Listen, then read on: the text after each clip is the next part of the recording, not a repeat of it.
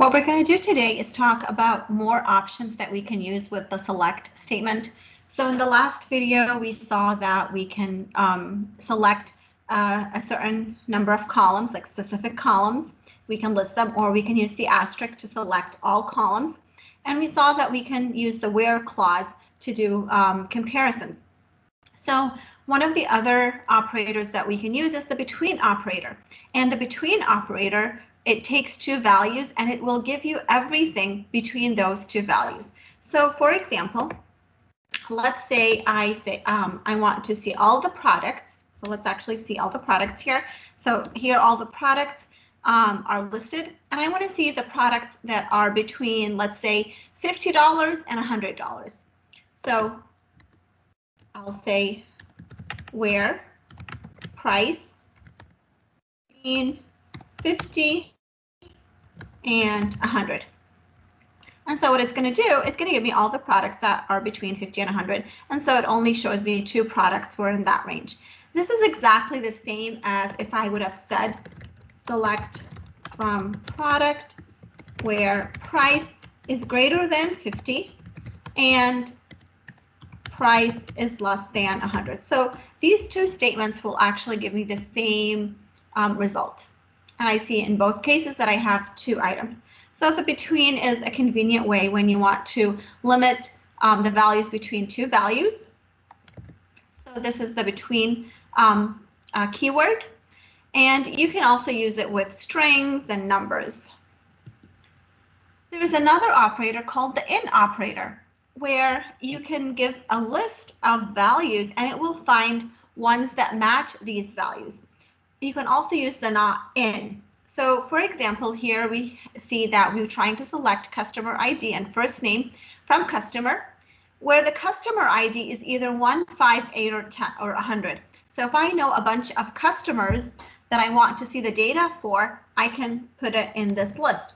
Now here, if I wanted to see the products, for example, where product ID is equal to 3, this will show me only one product. Now, if I wanted also product 4, I could say or product ID is equal to 4. Let's add another one, or product ID equal to 5. So now I'm telling it, I want you to show me all the products that have an ID of 3 or 4 or 5. And so it will show me those 3 products. Now, what I could have done instead of repeating the word product ID is I could say where product ID in, and then here list the 3, 4, and 5. So I'm giving it a list of items, values that I want it to compare this column to. So these two statements are actually the same. They're going to give me the same result. It's going to give me all the products that have a product ID that is either 3 or 4 or 5. Now the nice thing about the in is that you can also use it with another select statement.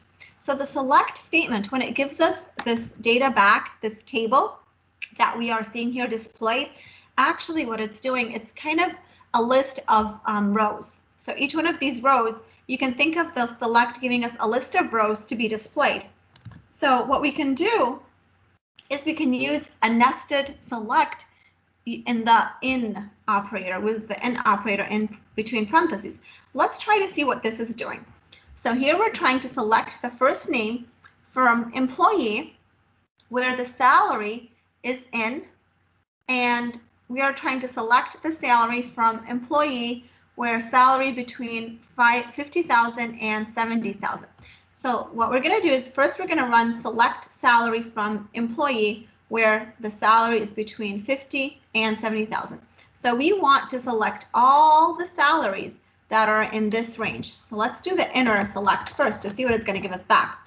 So select salary employee where salary between 50,000 and 70,000. So this is giving us a list of all the salaries in that range.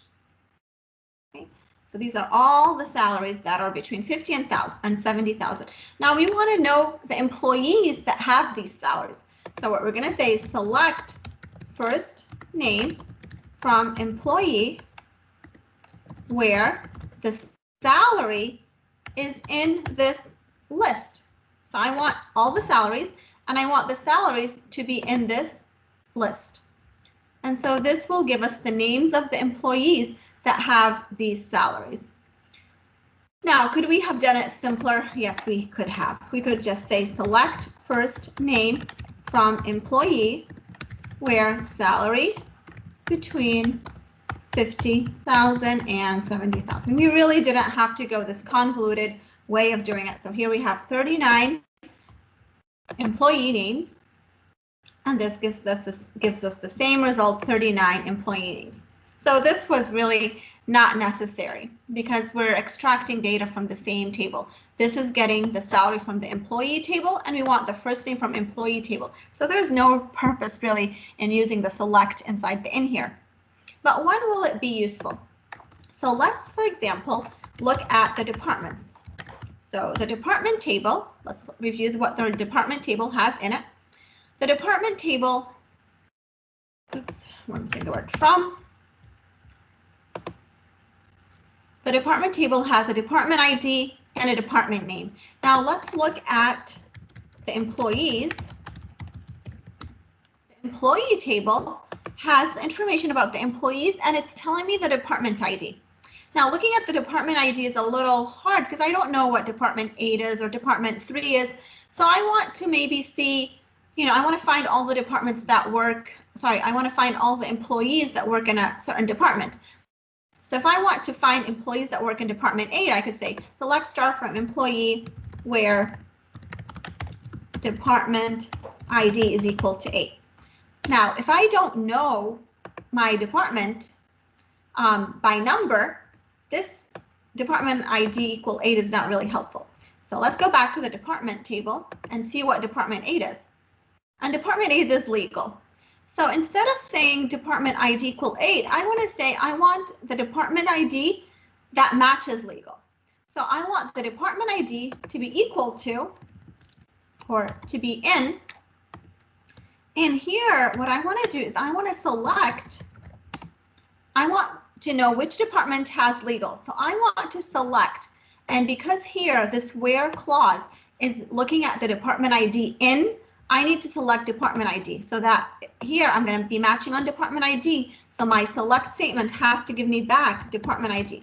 So I want to know what's the department ID in the department table where the department name is equal to legal.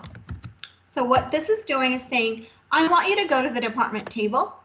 I want you to find me the entries that have a department name of legal, and I want you to tell me what the department ID is. So it's going to go to this table and it's going to say, okay, where are the rows that have a department name of legal? There it is. What is the department ID? It's 8. So this statement will give me back 8. And if you want to just test it, let's just put it on a line of its own and verify that it's going to give me back 8. So it gave me back 8. So this select statement is giving me back department ID 8. And now I'm saying, show me the employees where their department ID is basically in this list, which is 8. So this is going to give me back all the employees that have a department ID of 8. Okay, and if I look at it, all the department IDs are 8. Now I could also say where department ID, let's say, is greater than legal. Let's see how many departments have a name greater than legal. And so I have 2, 5, 6, and 9. I have 4 departments that have that. And so here, when I run this query, I should get all the employees in departments 2, 5, 6, and 9. Let's try that. So I have 6, 5, 2. So the only numbers I'm seeing in the department ID are the 2, 5, and 6. And I guess I don't see anything in 9. So it looks like no employees are in department 9. But we can use the in operator to do selection on one table and then tie it with another table. So this is useful when you have information that spans 2 tables and you want to get the information from them. So this is another operator. So we talked about the between operator and the in operator. We did talk about filtering on date values before. If you want to know, like if you're working with a database and you want to know what is the format of the Date, how is it stored? There is this select statement that you can do. You don't have to memorize that, but this is useful in knowing the format of the date. How is the date saved? And so it shows us here that it's saved in the format day, dash, the month, and then 2 digits for the year. So if I wanted to select, like we did from before, employee where hire date is greater than, let's say, 10 of February and then 15. Now, depending on the format, you need to enter it. So here, if I run this query, I should get all the employees that were hired after February 2015. Now, if I made a mistake and I put here 2015, and I run the query, well, actually it worked. Okay, well, that's good. Let's say I did February. Let's see if that's going to work. Okay, well, actually it accepts more than that, so that's good. So as long as you're giving it in this format, it's going to work. But if I say, let's say 15 now, and then here I give the 10, now I'm matching the year. I'm saying the year is 10. If I try putting here 2015, it's not going to work. So it's important to know the format. And so Oracle accepts as long as you give it the day, month, and then the year. And I guess the month, this is the first time I'm actually trying it with you guys. If you put even the full month, it's going to work. So this is the command that can tell you the format. So we can do filtering on date values. And we saw that in the last video. We can use equal, greater than, and we can also use the like. Now, sometimes when you are displaying the data, you might want to be displaying the data to save it in a report for some person. So sometimes you don't want the column name to appear. So here, for example, I have a column name that says first underscore name or department underscore ID or manager underscore ID. I don't want it to show up like that. So let's just come here and modify this to be first name, let's say last name. So here, when I try to display the data, my table header is first underscore name, last underscore name. It's showing me the internal database names that I've chosen for my table. Maybe I don't want to display that to the user. So what I can do is I can use the word as to say, I want you to treat this table, I want you to display it as an alias name. So I can come here to say to first name and say display it as first, and then first let's put first name like that, and last name as last name, and let's put that on the second line. So let's see what this is going to look like.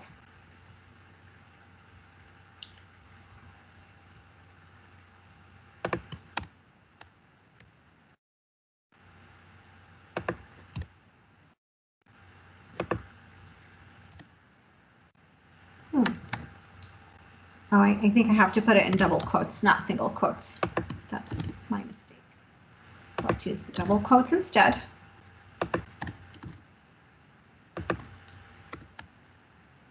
Again.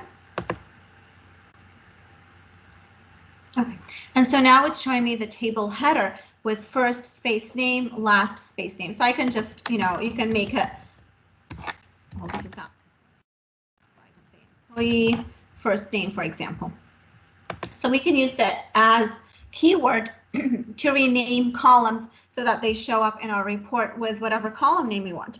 So we do not have to be showing the internal column names to the user. Now, there's another thing we can do is where we can combine columns. So let's say I want to combine the last name and the first name as one column. So what we can do is use those two bars that we use for the OR operator in Java. And those are called the concatenation symbols. We can use those to concatenate. So here what I'm saying is select me the customer ID, comma, I want you to select last name, concatenated with a dash, concatenated with the first name, and I want you to show all that as the column name. So let's try that.